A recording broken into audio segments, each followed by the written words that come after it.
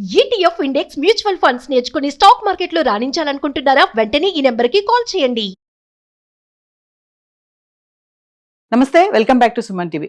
ఇద్దరు పిల్లలతో సూసైడ్ చేసుకున్న విజయారెడ్డి ఇంట్లో రైల్వే పోలీసులు తనిఖీలు చేస్తున్నారు. పాస్బుక్, బ్యాంక్ బుక్ ఇవన్నీ కూడా స్వాధీనం చేసుకోవడం జరిగింది. మరి ఆర్థిక సంబంధమైన విషయాలే కారణం అవ్వొచ్చని పోలీసులు అయితే దర్యాప్తులో చెప్తున్నారు. ఇంకా చూసుకుంటే సిడిఆర్ ఆధారంగా కూడా కేసు దర్యాప్తు అవుతుందంట. అసలు సిడిఆర్ ఏంటి, మరి 6 రోజులు అవుతున్నా కూడా ఇప్పటి వరకు కూడా ఈ కేసులో మిస్టరీ అనేది ఇంకా ఏమీ తెలియలేదు. అసలు ఎందుకు తల్లి పిల్లలు కలిసి ఇలా బలవన్ మరణానికి పాల్పడ్డారనేది మనతో పాటు ఉన్నారు సీనియర్ ఐపీఎస్ ఆఫీసర్ రెడ్డన్న గారు. సార్తో మాట్లాడదాం. నమస్తే సార్. నమస్కారం అండి. సార్, ఈ చర్లపల్లి ఫ్యామిలీ సూసైడ్ ఇన్సిడెంట్ గురించి మాట్లాడుకుంటే వాళ్ళ బ్రదర్ ఎవరైతే చిరంజీవి ఉన్నాడో, విజయారెడ్డి వాళ్ళ అన్న ఒక ఛానల్లో మాట్లాడిన విషయం ఏంటంటే, యాక్చువల్గా పిల్లలిద్దరిని హాస్టల్లో జాయిన్ చేసిందే నేను. అక్కడ గార్డెన్గా నా పేరే ఉంటుంది, ఎందుకంటే ఆ మస్తమాట వచ్చి డిస్టర్బ్ చేస్తుంది, పిల్లల్ని తీసుకెళ్లడము, పిల్లల చదువు డిస్టర్బ్ అయిద్దని చెప్పి గార్డెన్గా నా పేరే ఇచ్చాను అని చెప్పడం ఒక పాయింట్ చెప్పారు సార్. ఎందుకు అసలు గార్డెన్గా ఆయన పేరు ఎందుకు ఉంది అంటే ఒకటి, ఈ పిల్లలు మేనల్లుడు మేనకోడలు చిన్నగా ఉన్నప్పుడే వాళ్ళ అత్తమామల దగ్గర ఉంటే ఏదో అప్పుడు చిన్న కీచులాట్లు గొడవలు ఏదో అయితే పిల్లల అందులో విలేజ్ అది సరిగా ఉండదు, పిల్లల ఎడ్యుకేషన్ నాశనం అయిపోతుందనే ఉద్దేశంతో ఆయనే తీసుకొచ్చి తన ఇంట్లోనే పెట్టుకున్నాడు. తన ఇంట్లో పెట్టుకొని తనే స్కూళ్ళల్లో జాయిన్ చేసి చదివించినాడు. అదేవిధంగా పిల్లల్ని ఇద్దరిని కూడా ఒక 2 years బ్యాక్ వరకు కూడా తన ఇంట్లోనే పెట్టుకొని ఉన్నాడు. అయితే స్కూళ్ళల్లో కాలేజీలో చేర్చేటప్పుడు కూడా ఇద్దరు పిల్లల్ని ఈయన కూడా వెళ్ళి గార్డెన్గా ఆయనే ముందు అసలు కాలేజీలు వెతకడానికి ఈయన వెళ్ళి, అందులో పాత బిల్డింగ్స్ అంటే ఆ పిల్లోడికి బాగుండదు, అమ్మాయికి బాగుండదని మియాపూర్లోనే ఎక్కడో కొత్త బిల్డింగు అన్ని సౌకర్యాలు ఉండే బిల్డింగ్లోనే ఆ అమ్మాయిని చేర్చాడు.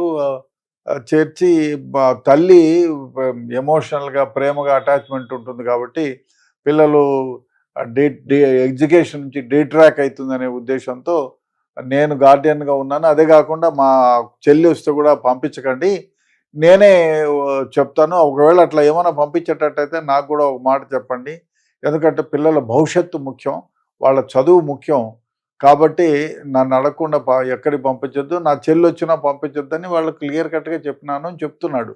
మరి అది కాలేజీ వాళ్ళతో క్లారిఫై చేసుకోవాలి, ఈజ్ ఇట్ ఎ ఫ్యాక్ట్ అని, ఎంతవరకు నిజమని. ఒకవేళ అదే నిజమైతే డెఫినెట్గా ఆయన మిగతా విషయాలు కూడా కొంతవరకు నిజం చెప్పినట్టే లెక్క వేసుకోవాలి.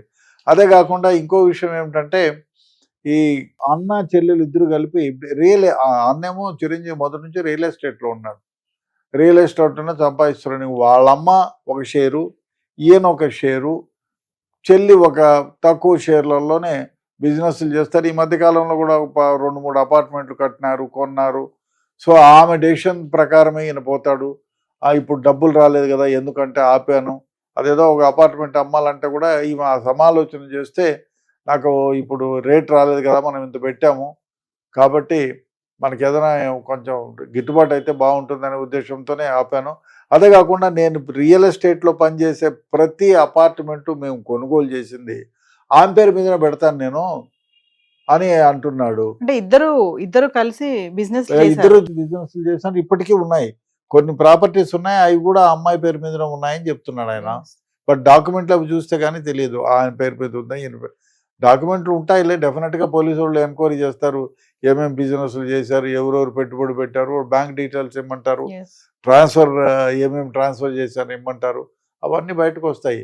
బట్ పిల్లలు ఆయన అంటే నాకు పిల్లలు బాగా అటాచ్డ్, నా మేనల్లుడు నా ప్రతి విషయము నాతోనే ఎక్కువ డిస్కస్ చేస్తాడు, చాలా తెలివైన వాడు, చాలా అప్డేట్గా ఉంటాడు నా మేనల్లుడు అంటున్నా. అట్లాంటి వాడిని ఈమె చనిపోవడానికి ఏ విధంగా కన్విన్స్ చేసింది, ఆమె చనిపోవడానికి ఏ విధంగా ముందుకు వచ్చింది అనేది అర్థం కావడం లేదు అని చెప్తారు. అయితే ఒక్క విషయంలో ఇక్కడ అతను బాధపడేది ఏంటంటే, అన్న చిరంజీవి ఏదైతే ఉన్నారో, ఆ రోజు నాకు ఒక కాల్ వచ్చి ఉంటే బాగుండేది కాలేజ్ నుంచి, యాజ్ ఎ గార్డెన్ గా నేను ఉన్నాను కదా, నాకు కూడా వాళ్ళు సెకండ్ కాల్ నాకు చేసి నన్ను పర్మిషన్ అడిగితే బాగుండేది, ఈ రోజు నా చెల్లి నా పిల్లలు మేనకోడలు మేనల్లుడు బతికే వాళ్ళు అని కూడా చెప్తున్నాడు. అవునవును, ఎందుకంటే ఆయన గార్డియన్ కదా, నేను సెకండ్ నంబర్ ఉంది, నాకు ఇట్లా మీ చెల్లి తీసుకెళ్తా ఉంది, అది నిజమేనా అని ఒక్క కాల్ చేసి ఉంటే నేను డెఫినెట్గా వాళ్ళు ఎక్కడుంటే అక్కడ పోయిండేవాడిని, దాన్ని ఆపిండేవాడిని, ఎందుకు తీసుకెళ్తున్నావు, ఏం అవసరం ఉందని అడిగిండేవాడిని, క్వశ్చన్ చేసిండేవాడిని, కొంతవరకు నేను నిరోధించగలిగేవాడిని అది నాకు కాలేజ్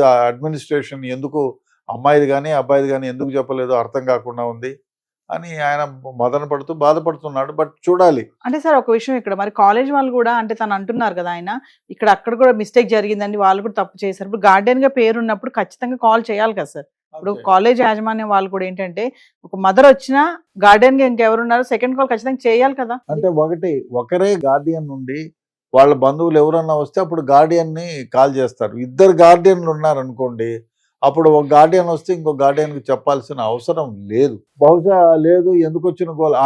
ఇంకొకటి, కోర్టు కేసుల్లో భార్యాభర్తల వ్యవహారం ఉండిందనుకో, భార్యాభర్తలు ఇద్దరు విడిపోయేదో డైవర్స్ తీసుకున్నారో ఏమో, సరే ఇద్దరు జాయిన్ చేస్తే నా కొడుకుని చూడడానికి నేను వెళ్తాను, మా అమ్మాయిని చూడడానికి నేను వెళ్తానని భర్తనో భార్యనో అంటే అప్పుడు మీరు ఇద్దరికి పర్మిషన్ ఉంది, ఎవరు వచ్చినా కూడా ఇంకోళ్ళకి ఇన్ఫార్మ్ చేయాలనేది కండిషన్ పెడతారు. ఆ విధంగా పోతారు. వాళ్ళతో పంపించేటప్పుడు కూడా రెండో వ్యక్తి యొక్క అభ్యంతరాలని చూసుకొని ఆ విధంగానే పంపిస్తారు. బట్ ఇక్కడ అది బహుశా ఎందుకు చెప్పలేదు అంటే ఇద్దరు కామన్ గార్డియన్సే కానీ వీళ్ళిద్దరూ అన్నా చెల్లెలు కాబట్టి చేర్చింది ఆయనే కాబట్టి బహుశా తల్లే కదా తీసుకుపోయేది. వేరే వాళ్ళు అయింటే బహుశా అడిగేవాళ్ళేమో. తల్లే కదా అనే ఉద్దేశంతో ఏ తల్లైనా తన పిల్లల్ని అంటే నేను చచ్చిపోయినా మామూలుగా బావిలో ఎక్కడైనా పడినప్పుడు నేను చచ్చిపోయినా పర్వాలేదు నా పిల్లలు బతకాలని వాళ్ళ కోసం తాపాత్రయపడతారు చాలామంది. ఇప్పుడు మొన్న అక్కడ క్యాన్సర్ దానికి పేషెంట్లో కిడ్నీ ఒకటి ఆల్రెడీ ఇచ్చింది, ఇంకోటి ఇవ్వాలి. ఎట్లా అంటే నా రెండో కిడ్నీ కూడా ఇచ్చేయండి, నాకు అవసరం లేదు, మా పిల్లోడు బతికితే చాలు. తల్లి ప్రేమ అట్లా ఉంటుంది. అట్లాంటిది మరి ఈమె నేను చనిపోయినా పర్వాలేదు నా పిల్లలన్నా బ్రతికి ఉంటే చాలు కదా అని అనుకోవాలి. అది ఎందుకు అనుకోలేదో నాకు అర్థం కాలేదు. ఆమె ఇంత వయసు వచ్చిన పిల్లలు ఆ పిల్లల్ని ఏ విధంగా కన్విన్స్ చేసిందో డెఫినెట్గా ఏదో స్ట్రాంగెస్ట్ కారణం ఉండాలి. ఏదో స్ట్రాంగెస్ట్ కారణం ఉంటే తప్ప ఇప్పుడు మామూలుగా జీవితం పైన విరక్తి పుట్టు ఇంకో రకంగా ఉంటే వాళ్ళే విషం దాగో ఫ్యాన్ కూరేసుకొనో పైనుంచి దుంకో ఇంకోటి చేసుకొని చనిపోతారు. అంతేగాని వయసు వచ్చిన పిల్లలు టీనేజ్ పిల్లల్ని వాళ్ళని కన్విన్స్ చేసి వాళ్ళను కూడా తమతో పాటు చచ్చిపోవడానికి ప్రేరేపితం చేసి చంపాల్సిన అవసరం ఏముందో డెఫినెట్గా ఈ మిస్టరీ వీడాలి. వీడితే కానీ మనకు అసలు విషయం తెలియదు. ఎందుకంటే వయసులో ఉన్న పిల్లలు ఇప్పుడు 2 ఏళ్ళు 3 ఏళ్ళ పిల్లలు అంటే సంకలు ఎత్తుకొని ట్రైన్ మీద దొరికితే పట్టుకు చనిపోయిన రోజులు ఉన్నాయి. తల్లి ఇప్పుడు చిన్నపిల్లల్ని బావిలోకి దోసేసి 4 ఏళ్ళు 5 ఏళ్ళ పిల్లల్ని చూసి ఆమె దుంకిన సందర్భాలు ఉన్నాయి. అంతేగాని 16-17 ఏళ్ళ పిల్లలు ఎవరు ఒప్పుకుంటారు, ఎందుకని క్వశ్చన్ చేస్తారు, నాలెడ్జబుల్. కాబట్టి there must be a strong reason. Thank you sir.